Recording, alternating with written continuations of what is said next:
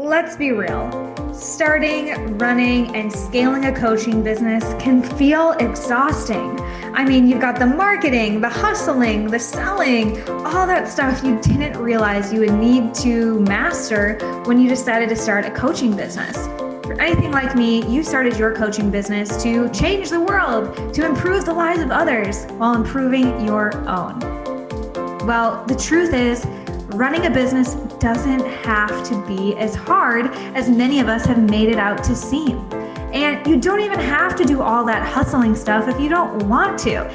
You really can get into flow, into your zone of genius, and get back to the work you were sent here to do. But you have to ask for help. You have to be willing to work in new ways. You have to be willing to open up your mind to mentors who might be doing it differently than you've ever considered. And you have to be willing to actually implement new ways of thinking and running your business. If you're up for that, stay tuned. I'm Hannah Hermanson, your certified coach, international speaker, author, and yes, the founder of Dream Life is Real Life and the host of the show. And I've been able to help hundreds of coaches build, scale, and enjoy their online businesses. Essentially, make their dream life their real life. And if you'd like help improving your business life and get your coaching business to the next level, we might be able to help you. Head on over to dreamlifeisreallife.com/show to get all the resources and episodes that we talk about in this community. You can join our Facebook community, you can find me on Instagram, but more importantly, if you're really ready to integrate what you learn here today and on other episodes, then you'll be able to set up a complimentary 10-minute chat with my team. Again, at dreamlifeisreallife.com/show, no strings attached. We love getting to know you and seeing what are the right next moves for you. But now let's get on to the show. In this podcast, you'll find the real people, concrete tactics, and weekly motivation and inspiration to make your dream life and business real. I started this podcast to bring you the role models that I never had. We talk to successful entrepreneurs, freedom seekers, business owners, and people living life on their own terms. To be a true leader, to create the legacy you desire, and to live in alignment, you need a tribe lifting you up. And I've made it my mission to be your tribe, to bring them to your ears at least, because after all, we are all in this together. Now, let's cue the music. Welcome back, everyone. Today, I am hanging out virtually with Lorraine Dallmeier. She is the award-winning CEO of Formula Botanica, the online organic cosmetic formulation and business school, which has trained over 11,000 organic cosmetic formulators and indie beauty entrepreneurs in almost 200 countries. She's been voted the most influential person in natural beauty and awarded the Digital Achiever of the Year award for the cosmetics industry by Google. She's on a mission to show female entrepreneurs that through hard work, determination, and drive, they can also achieve sustainable online business success and be beautiful while doing it, right? Absolutely. Wow. Well, I am so excited. We were chatting a little bit beforehand. I think we have a lot in common to share here today, and we're on similar missions to help women build their businesses online. But you have a product. And I don't always talk to people with products. I talk to a lot of folks with services, or expertise, right? Coaches and consultants. So I'd love to know what brought you here? What inspired you to kind of start your own business or even your first product? Well, thank you, first of all, for having me on the podcast, Hannah. It's really lovely to be here. So I suppose it all started when I was on maternity leave 10 years ago. I now have a 10-year-old and a 7-year-old, and I wanted to break free from my corporate job. I didn't want to work for other people anymore. Yeah. I wanted to be my own boss. So I basically quit what I was doing, and I bought a small online training course, which I'd been studying myself because I had decided that I wanted to make my own skincare business. So here's some examples of people who've trained with us. And I wanted to do that too. I was like, right, this is my opportunity. This is my ticket out of here. So I took this online course. I loved it. And then I thought, this is my big break when I had this opportunity to take this on, because it had already changed my life. So I basically bought Formula Botanica lock, stock and barrel when I was on maternity leave as a one-woman side hustle. By this point, I should add, I had already launched my own iPhone app. I didn't rest on my laurels during maternity leave. I launched a DIY beauty app. I was watching the BBC's Apprentice on TV, and I thought, if these guys can do it, so can I. I feel that way about Shark Tank now. I'm like, they have no idea how to market this. Like, I could do that. Exactly. So I sat there going, yeah, they could do that. So can I. Even though I'm sleep deprived out of my mind, I'm here with my 4-month-old baby. I'm going to do this as well. So I already had some online business success. And then I thought, okay, well, let's take this a step further. So I started training people on how to make their own natural skincare. And at first, I was just working by myself. It was my little side hustle as well. Everyone was like, it's Lorraine's pet project. It's her little hobby. And then it really started to take off. And here we are. I mean, I'm condensing a lot of work to a very short sentence here, but here we are 7 years later. I now have about 40 staff.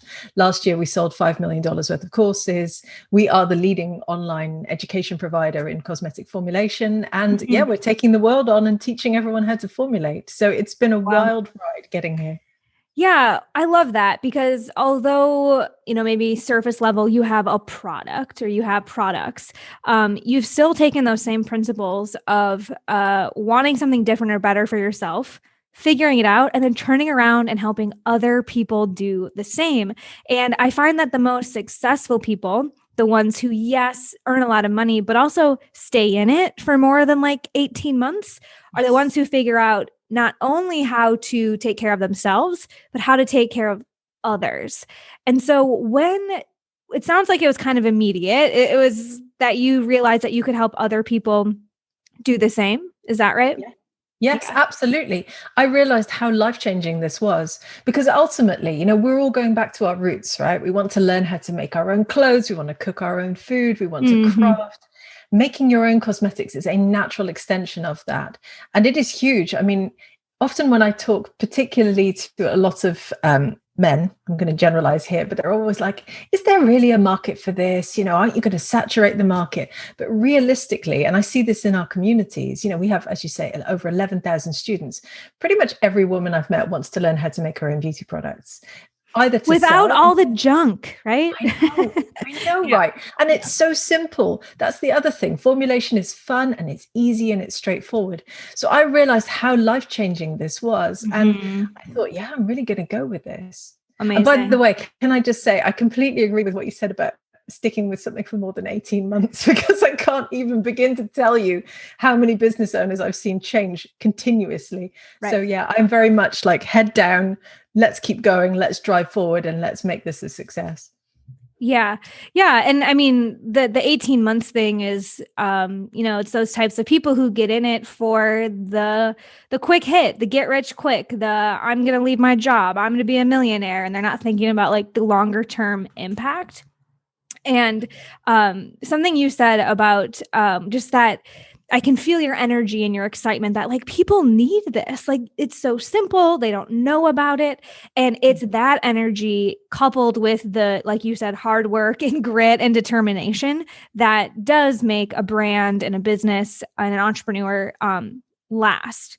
So I would love to know, when you had that excitement, when you had that realization, like so many people need this, what were some of your first steps? You don't just do 5 million in sales next week. So where did you start? What was kind of the ground floor of this? I think the first thing for me was to really make the experience for our students, our customers, the very best it could be. And that's maybe not the most logical place to start, because I think a lot of people would be like, well, I'm going to put money into ads and I'm going to grow social media and I'm going to go and do public speaking or whatever. But for me, it was making sure that the product we were selling was the very best it could be.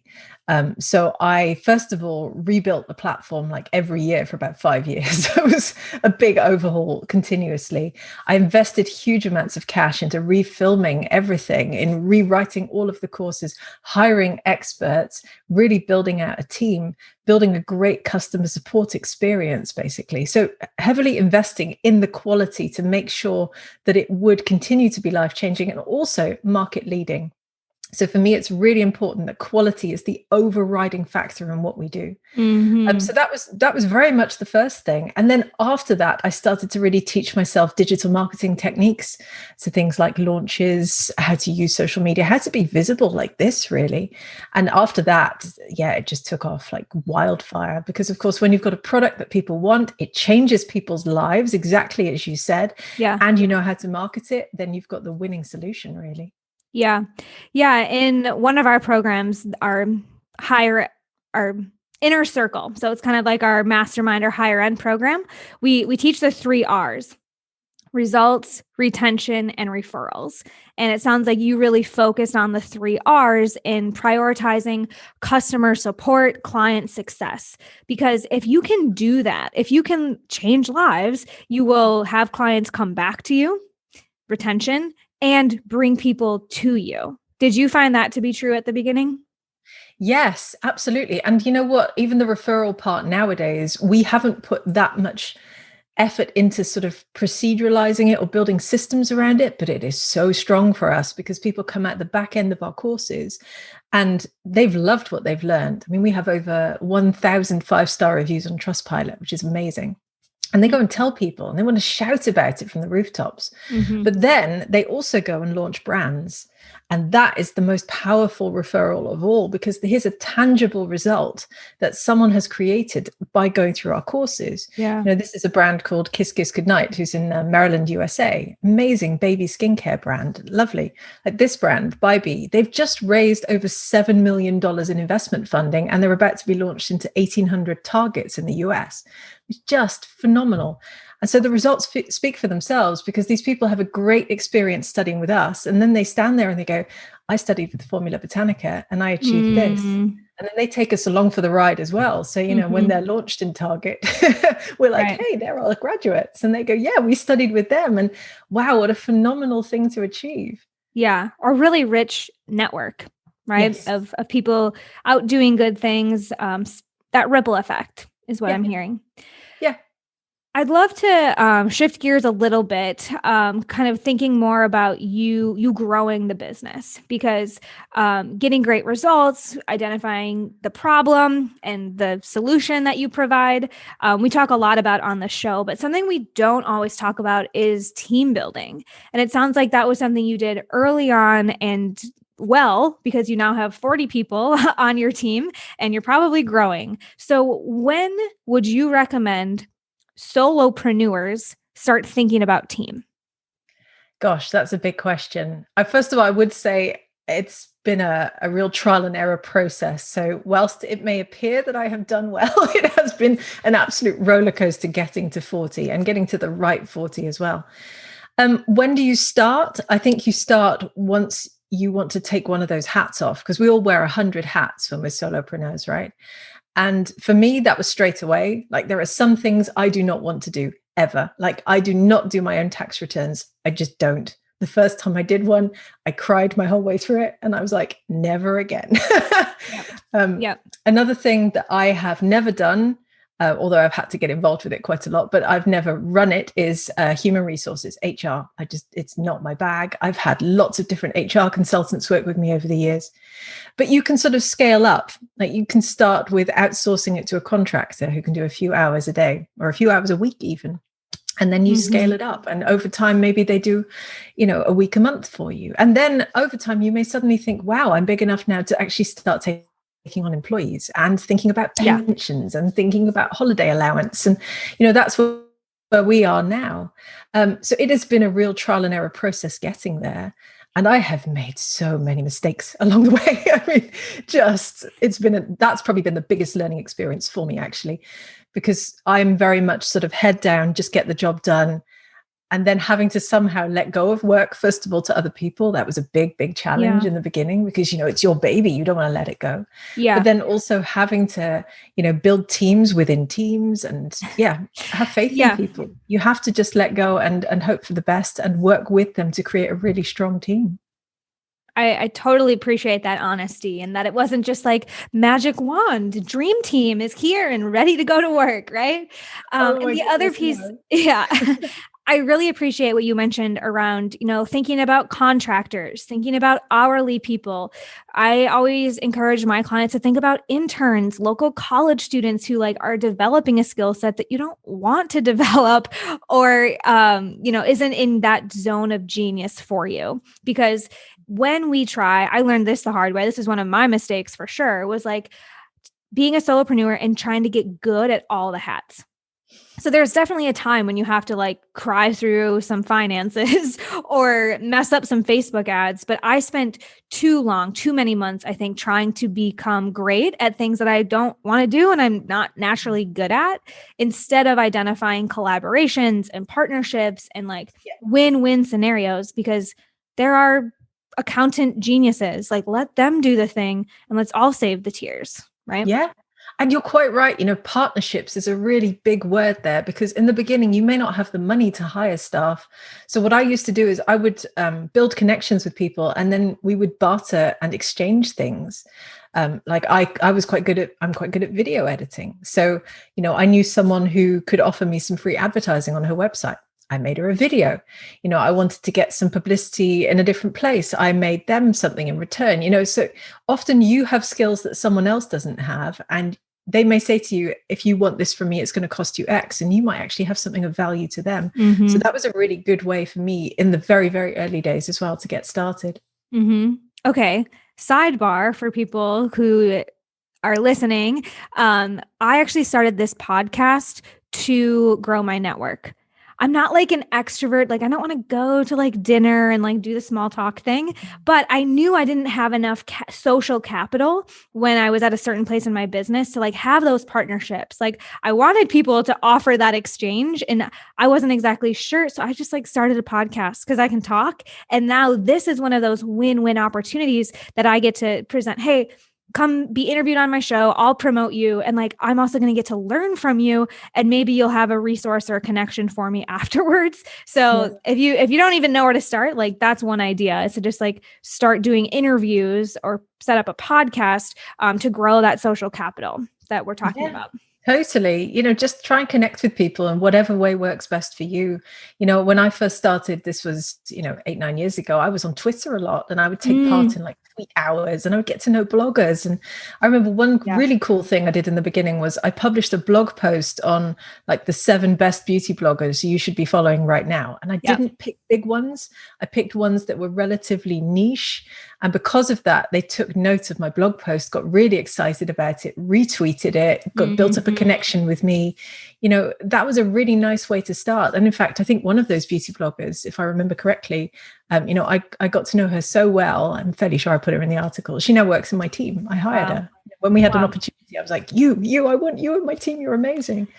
So this is the stuff I love. I love these timeless principles that building relationships, adding value to other people is always a savvy business move.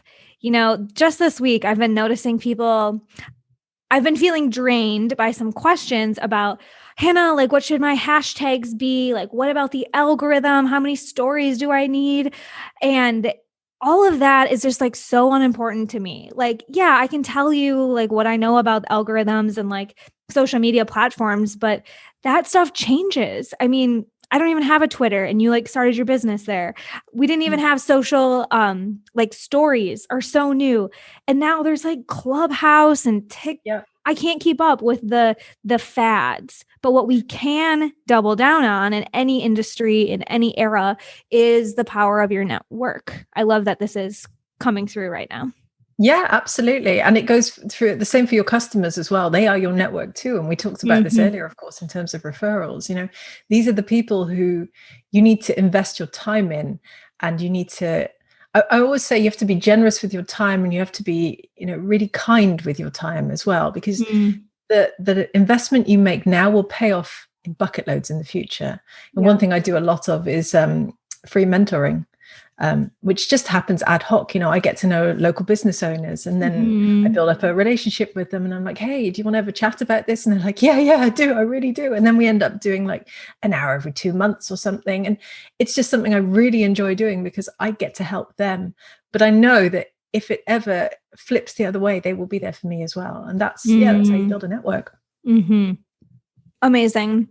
Amazing. Yeah, huge takeaways there. And I think the element of non-attachment is really important. Like we don't always know where it's going to lead or like what that mentorship is going to pan out to be. Like maybe they buy your lotion, maybe they send you a referral, maybe they promote you on their, billboard. And I think having just that like true curiosity and coming with like a sense of pleasure, right?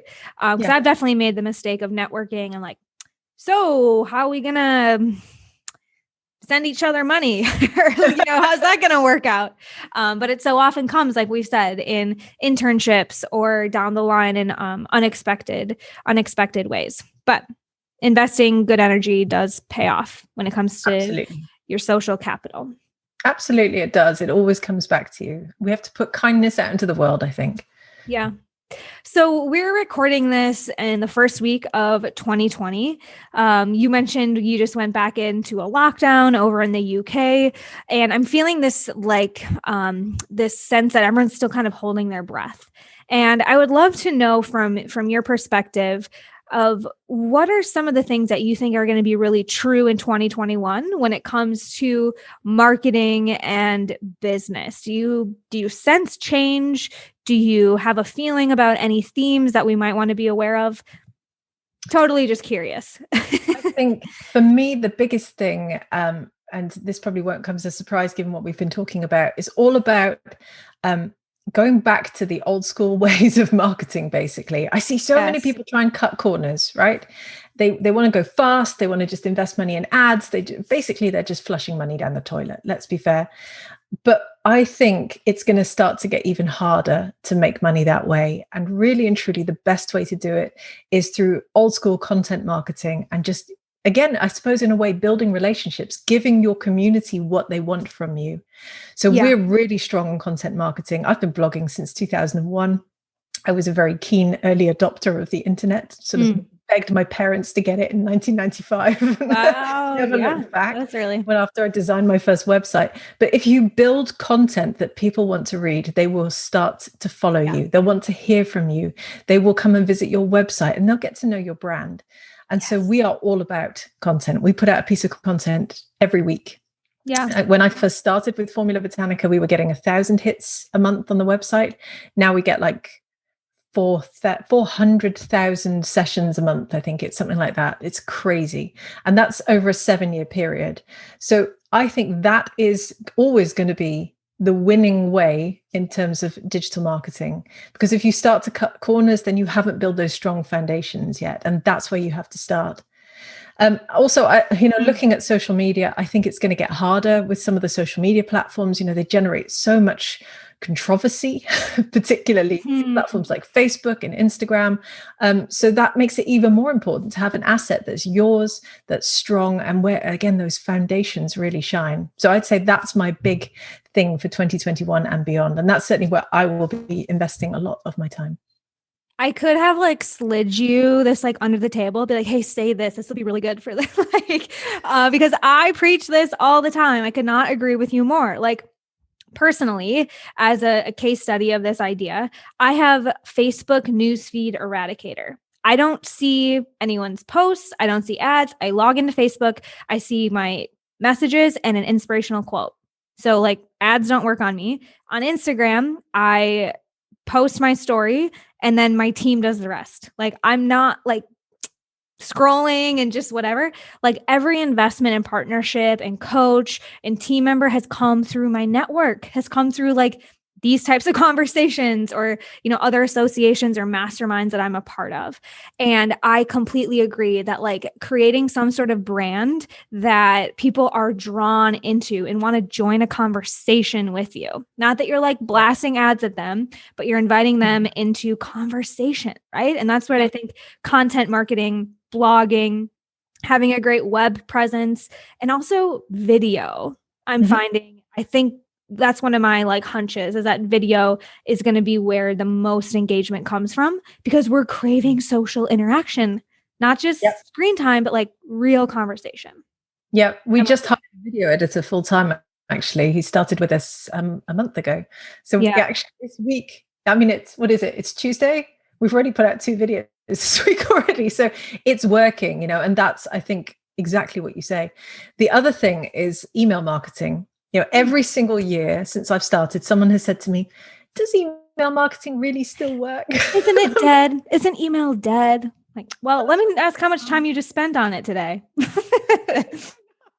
I know. I'm always surprised when someone says that to me, because I'm like, well, I just made $5 million with emails. So I think it works. Like we have all these really sophisticated automated funnels that sit behind how we operate. It's taken us years and years to build them. And they churn out emails for people who've opted in for them. We get tens of thousands of new leads a month.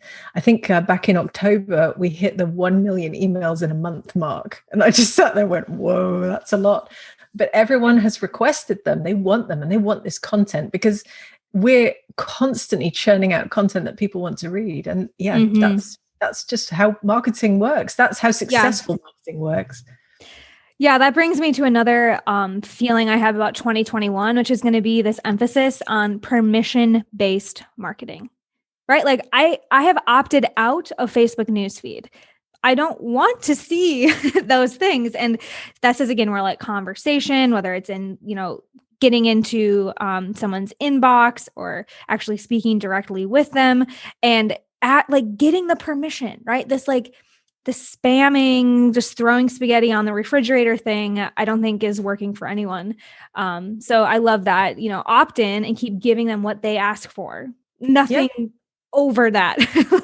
No, I know. And, we teach online. That's our thing. So all of our opt-ins are free stuff where we teach online. It's beautiful. I mean, last year we signed up 140,000 people to our free training programs.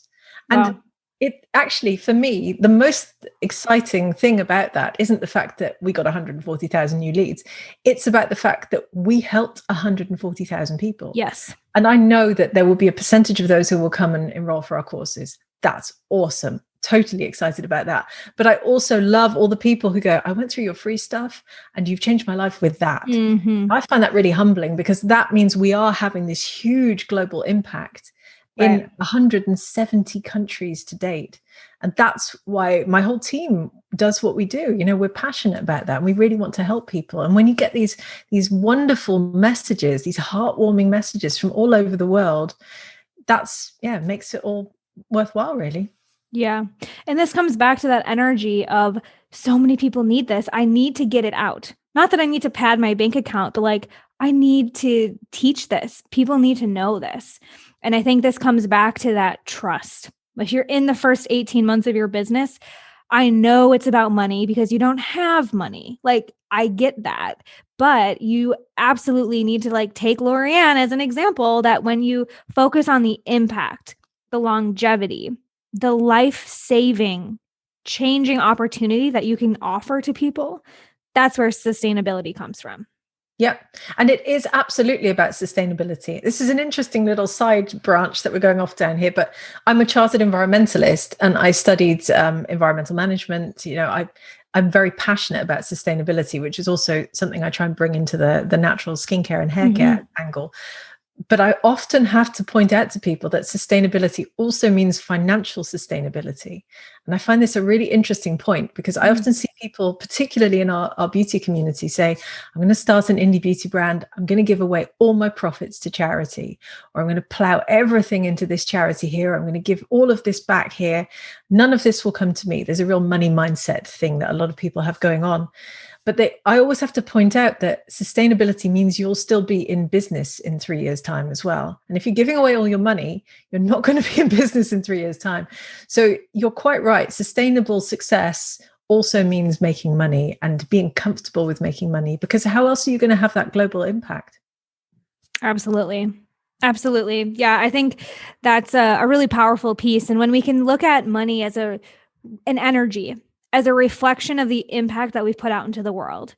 I talk to people a lot about money mindset and what it means to make money. And I get some feedback from people who aren't entrepreneurs. Like, why are we talking about money? Why are we talking about numbers? Like, why is this? I thought you were about love and light.